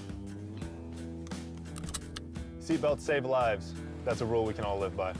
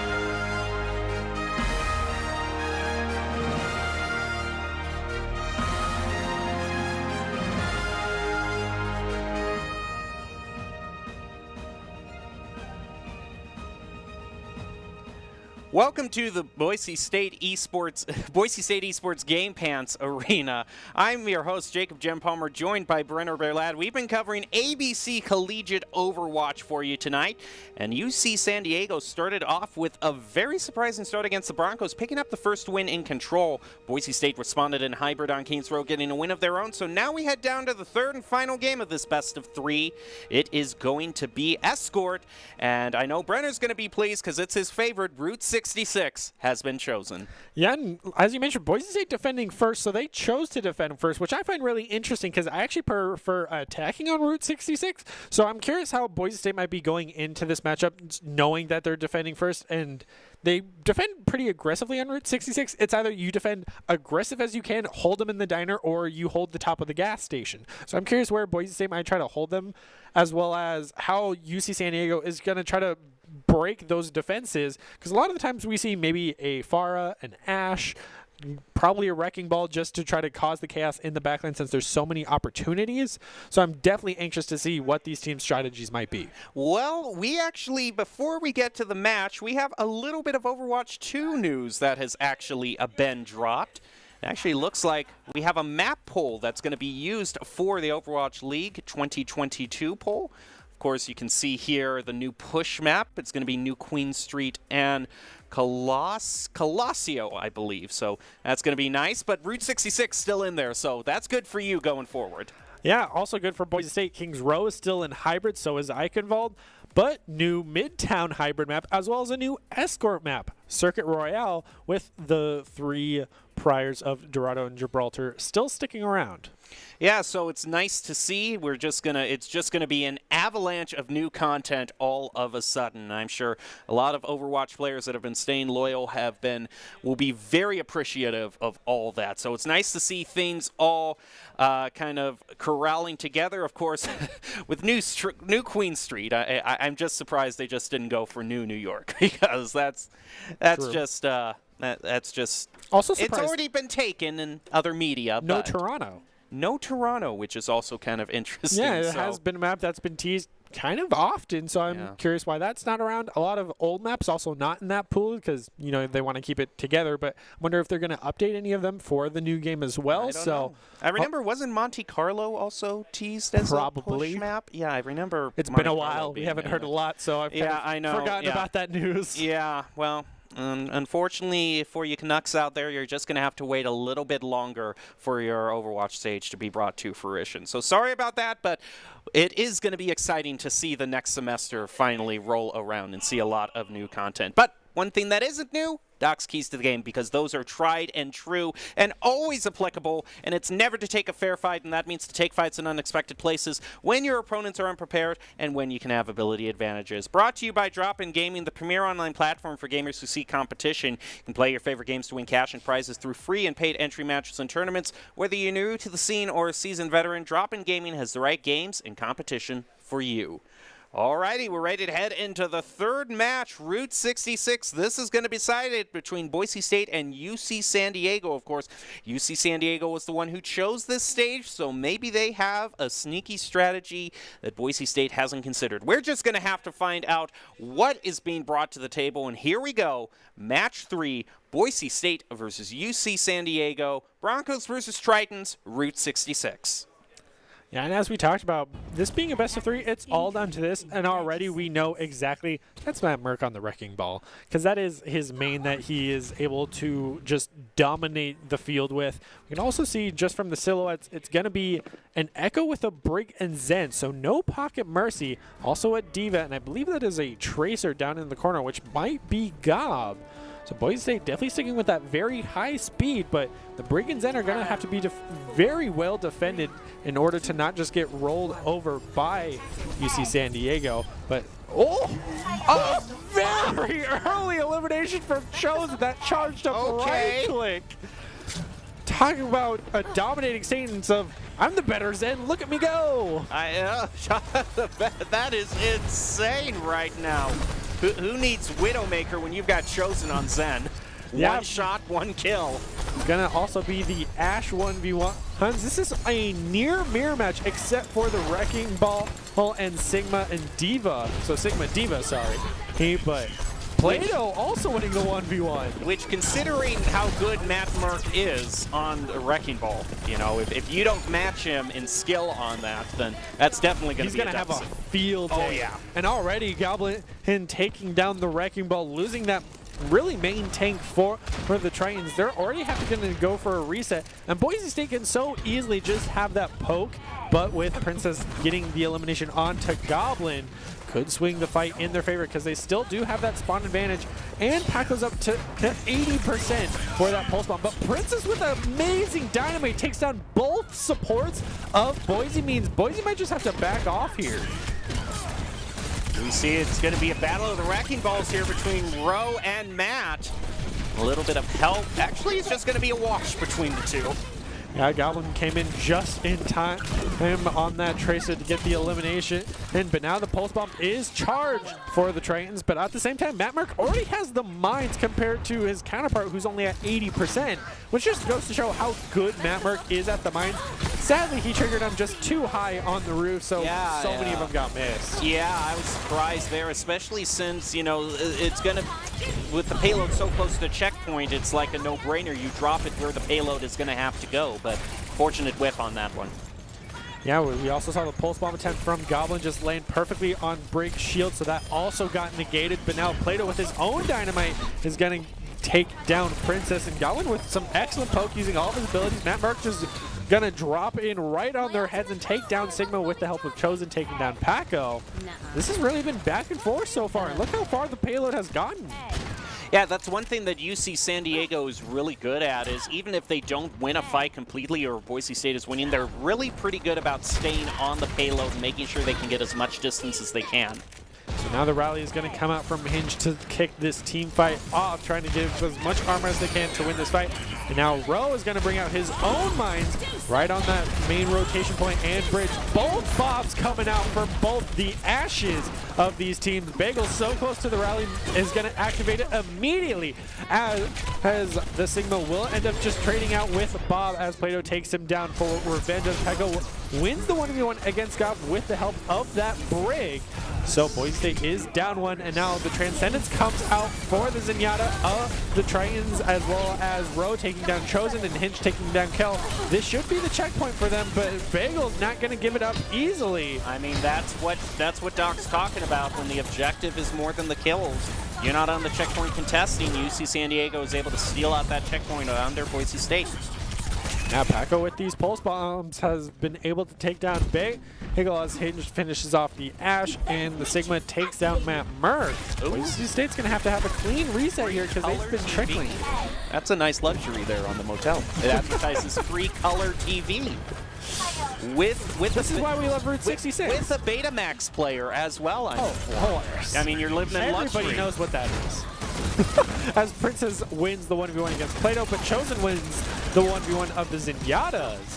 But the ults do favor UC San Diego at the moment with the 3 ults, but Matt Merck's not going to let him stop him from throwing the mines right on the cart, but instead Ro is going to take down Chosen on that Zenyatta, as well as Paco taking down Bagel in the backline, and then Sigma winning the battle of the off-tanks against Kel. Boise State needs to have a clean reset and fight because they've definitely been trickling in. And it looks like that is indeed going to be the case. They're just kind of waiting. It actually might just be a little bit of a soft engage here from some Tracer poke, but overall it seems both teams are fine, and Boise State is going to be going into this matched about just about evenly with UC San Diego in terms of ultimates, 3 apiece, and Bob is brought out. Yeah, great dynamite to kick things off from Plato, taking down so many of the mines that Ro just threw down. Bob comes out from Princess as Plato's own Bob gets taken down, as well as he gets taken down. The Gradific Clicks is going to come out from Bog and not land onto anyone, sadly, as Goblin wins the 1v1 of the Tracers finally, but Princess takes down Mammerk. So far, this has been constant trades back and forth and no ultimates yet. I don't think Plato was really expecting the Bob to be placed up on the height round like that. Tried to get away with Coach Gun, but was just unable to and got mowed down. Now Boise State, though, it looks like they fully respawned, and the engagement is just kind of going to draw out to another full team fight. Yeah, Bagel's doing their best to keep Chosen alive as Goblin takes down the Sigma, but that Paco on this Tracer takes down the Baby Diva, who was recently demeched, as Ro takes down Plato, but Chosen coming back, taking down the Zenyatta, and Matt Merck taking down the Tracer. Now Goblin taking down Hinge. It is constant trades, but it seems Boise State will finally be able to hold them here. Maybe it's going to take some time to clear out some of those mines that UC San Diego dropped. Just one more left, and there it goes after a lot of Diva fire. Just kind of at long range, just taking it down 1 hit point at a time. And now it's a perfect mirror match as Bog has swapped over to the Diva. So it's trying to say anything you can do, I can do better. We will have to wait and see because Kel knows how to play this Diva phenomenally. Same with Matt Merck on this Wrecking Ball. But their constant trades have just been so back and forth. These teams are just looking for that 1 or 2 pick to have that edge in the fight.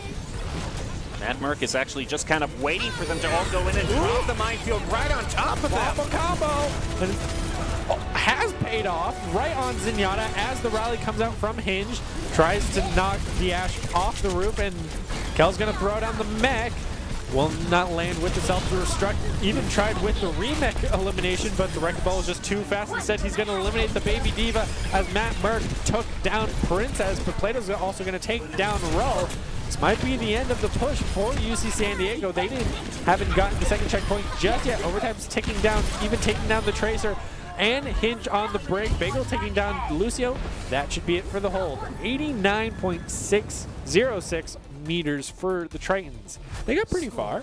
Yeah, they did get pretty far. I was concerned Boise State might just hold them out before the first checkpoint, because that's happened a lot when they've defended on Route 66. And they certainly bled so much time away from UC San Diego with how aggressive they were on the first hold. Yeah, it was very aggressive. And Princess with that dynamite taking out both supports was definitely a huge lead that helped them secure this first point. Princess definitely a threat for Boise State, as I keep saying, this has been an all-out brawl of constant trades. Since this is a pure mirror match, it's just been whoever gets that slight advantage can slowly get that ball rolling in their favor for that one team fight, but it can so quickly be overturned because these teams are so evenly matched. I hear the voice spam. Voice line spam. You know it's Goblin. And you know it's Goblin, yes, of course. You know it has to be knowing him. But also, we see an Echo with possibly no pocket mercy going up against Princess on this Ashe, who has been very well. It might just be a confidence thing. He thinks he can play it better. I'll have to wait and see how that plays out, or if he'll have a pocket mercy, maybe swap off, because Bagel and Chosen on this Brig Zen combo has been doing very well. Bagel's been sticking by Chosen's side, trying to keep him alive the best he can against Paco on this Tracer, who has just been such a nuisance for Boise State. He gets so much value just poking again and again, but no pocket mercy, staying with the Zenyatta and the Brig. Does allow for some good poke though, but now no Ashe, no Dynamite, no Bob. He's gonna have to play around this duplicate very heavily. Plato just trying to take some snipes here and there. Question is, who's going to charge their ultimate first? Because both these teams, if one of these members pops off, they can have an ultimate charged up still within the first engagement. Goblin's almost at 60%. Yeah. So probably Goblin. But a great engage on the roof will lead to the first elimination of Plato taking down Roe. That maintained gun. Things are looking good as immediately Caster Curse. Goblin gets eliminated by Paco. But Plato is there with the reflect to take down Princess and even things out. A great burst of damage coming out from Plato as Chosen somehow got that elimination. Must have just been the last hit, but no assist. All right, Overwatch, I see you. Now it looks UC San Diego is able to trickle back in, is still fighting mostly as a team here, but that's a very aggressive position that Bog is taking against that point, and they have to take it against the payload or else Boise State just gets handed the checkpoint. Yeah, finally they will be demeched as Goblin gets the elimination against Hinge, surprisingly. Brig being the counter to Tracer as Plato finally finishes off the Baby Diva. And even Bagel gets an elimination there. Matt Merck finishes off, but the Pulse Bomb coming in all the way in the backline for that poor Echo.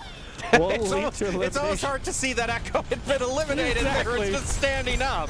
It's just, she's fine. It's just fine. It's a Weekend at Bernie's situation. In my peripheral vision, I just saw someone standing up, so. Well, she ended up getting eliminated, but Boise State holding on to 4 ultimates right now. They just haven't needed that. If this is what they've done without using the ultimates. Yeah, so right now they are feeling very confident, even though Goblin was down to less than 20 HP for a moment there. Hinge does get the rally, and Matt Merck with the confidence throwing the mines on the roof gets the elimination against Ashe, and another one against Brig as she falls off the roof. These are some cheeky plays as one of the very first ultimates for Boise State has just been thrown in that, got a double. Make that a triple with an ult alone. He rolls the Tracer into one of his own mines that's on the ground. Merk, you are too good at the wrecking ball. You have too much fun as a hamster. You know, there are no hero bands in Overwatch that are brought out right now, but I bet I can know who UC San Diego would have chosen if there were. That would not surprise me one bit, as this is definitely his pocket pick. Yes, dedicate your fire to take down that one mine. As Plato goes in with the duplicate and is quickly eliminated by the Tracer, but Princess is coming back with a vengeance, taking down that Zenyatta, I believe, as Bagel brings out the rally. Now Goblin taking down Paco. Oh, it has been an all-out brawl because this is where the Tritons need to all-out stall, but Matt Merck with another mines. just throws it right on top of the cart as Princess takes down Plato. Princess being pretty uncontested on the side ground is utilizing it even throughout the bomb, but now Paco still holding on to this pulse bomb and Hinge getting the rally once again. They've won the point. Yeah, that was an awkward position there. Chosen with the Transcendence was really just kind of split off from the rest of his team, so couldn't really use that to keep Boise State alive. And now Boise State just have to make sure they're disciplined and not taking some of these fights that they can lose. Any sort of stagger that's brought onto them is going to help UC San Diego even more because they already have the ultimate advantage. Yeah, they just need to start pressing their Q buttons because they have the rally, they have the pulse bomb, they have the self-destruct. All can be huge playmakers, and the sustain from the rally can keep them alive through it all. They just have to worry about that one Transcendence so if they can take out Chosen early. This could be their fight, but Matt Merck getting the first elimination onto Princess is not a good start because she's been the main damage, and a double ultimate back-to-back of that Diva Bomb will lead to the elimination. Chosen exactly what they needed to do, as Kel did manage to take down the baby Diva before she could remake. But Goblin was able to charge up that pulse bomb quick enough, and Paco was not able to get the elimination with his own pulse bomb. See, San Diego only has the minds to answer for both, make that 3 ultimates from Boise State. That's a great pick from Paco, though, and those minefields are basically going to shut down the point for Boise State. There goes a copy out from Plato as well. I mean, that would be a whole lot of mines Boise State drops down if they can do it. Ah, this gets taken out. Very quickly eliminated. Both Transcendences are coming out from the Zenyatta's trying to use theirs first, quickly followed by Boise State. And Matt Merck with his own mine shows Rose how it's done, getting him eliminated, trying to spin to win on the cart as Goblin takes down the Lucio coming out of Transcendence. Paco throws out the pulse bomb right before he dies, but does not land. Bagel takes down the Tracer, and that is it. Boise State wins against Tritons. A very close matchup, surprisingly. Yeah, wasn't expecting the Tritons to make as much of a fight of it as they did, but they caught the Broncos off guard, and Lijian forced it to a game 3, so good job all around for both teams. Yeah, as you mentioned, Tritons came out swinging and really caught Boise State off guard, it seems, but as soon as they made the swap for Maxwell and Gob, they just got the ball rolling and continued moving forward. Well, Boise State Esports is always looking for new talent to join their varsity esports teams. Top talent, along with good grades and eligibility, can improve your chances as well. To see how you can join the Bronco family, go to boisestate.edu/esports for more information. Alrighty, so now as we look back, for player of the I would have to say you got to give it to Matt with how much he popped off on Wrecking Ball on Route 66. I mean, I would think he was so good that he basically took any option that UC San Diego had of playing on the high ground away from them. If there was anyone trying to claim high ground, he would knock them down or just use minefields on the high ground. I mean, at the same time, I do want to say Goblin is a good contender because as soon as he got in the game, Boise started winning, so you have to give him some credit for that. But I definitely 100% agree with you for Matt Merck on that Wrecking Ball because he was just such a force in the field. He contested the high ground. He was contesting Princess, who was their main player for a long time. I think Princess also deserves player of the game for the side of UC San Diego for how well they were doing consistently through the showing. We were constantly highlighting them, especially in the kill feed. So one of those two players is well-deserved. Well, we'll see who has been decided to be the player of the game. It is, in fact, going to be, yep, like we predicted, Matt Merck. Of course, well-deserved, just being the front line and really the driving force of so many of these plays, especially on the Reinhardt with a perfect 3-man shatter to showcase. Isn't it serendipitous that a person who is as good on the Wrecking Ball as he is as a kinesiology major just has motion down pat? Very good job by Matt Merck, brought to you by Idaho Central Credit Union, who believes a great player makes a team more successful, just like Idaho Central is helping members achieve financial success. Matt Merck is your ICCU player of the game. Of course, he had great work on both the first 2 stages here, but it was his performance on Route 66 which really set it apart. Yeah, whenever he gets on this Wrecking Ball, it's where he shines the most, and this is one of the very last tail-end plays where he gets a triple with these mines, and it's just comical of the Ash comes right down from using the coach gun, lands on a mine, Brig jumps off the roof, lands on a mine, and then he knocks the Tracer into the mine after getting a quad. That was the best. It's just, it's the definition of Wrecking Ball of pure chaos, and we love to watch it. Well, do you have any final thoughts on top of that? More mercy. More mercy, more battle mercy. I mean, it's the only thing I could ever ask for. I got Ruse 66. We saw Roadhog from the Meridian Tech, so you got to have that highlight. It was a good night of Overwatch. Yep, it sure was. Well, we'll leave you with the top 5 plays of the game, brought to you by the Idaho Army National Guard, who invites you to take your impressive critical thinking skills into real time. More than 10 jobs offering a $20,000 bonus and your degree of choice paid for. The Idaho Army National Guard is one of the best teams to join out there. Reach out to them on Twitch at iGuard Gaming. That's going to do it for us tonight. Have a good weekend and enjoy your top 5 plays.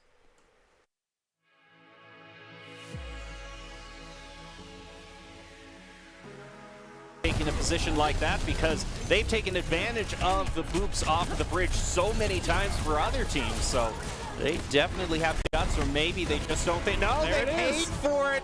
They paid for it. Yeah, Matt Merck jumped right in. The D.Va tried to follow him up, and it was just a little bit of a staggered push. And another boop. Eliminate the Sigma, but a great shatter onto 3 members of Boise State. Forces out the sound barrier from Bagel to keep them alive, as well as UC San Diego's own sound barrier to keep their members alive. But Matt Merck and Player are going to get the first 2 eliminations onto Princess and Rogue. Quickly followed by Chosen, winning the 1v1 against Demeckles? Back and forth. Yeah, back and forth. So now as this next team fight kicks off, Kel's looking to use that D.Va bomb, and now the amplification matrix comes out, so you know Boise State's just going to go right in. Matt Mark's going to kick things off with the pin onto the main heel, and Kel with that D.Va bomb takes down the main tank. But now it's going to be DPS trades as Goblin is in, so even more pressure is going to be on from the 2 DPS to try to deal with that Doomfist, since he's going to go straight for Chosen and Bagel again and again. Chosen's going to throw out that amplification matrix in first UC San Diego into the corner with a great shatter. Her taking down a Hinge as well as taking down every single member of the team. He's sticking with that very high speed, but the Brigands End are going to have to be very well defended in order to not just get rolled over by UC San Diego. But a very early elimination from Chosen. That charged up right click. Talking about a dominating Satan's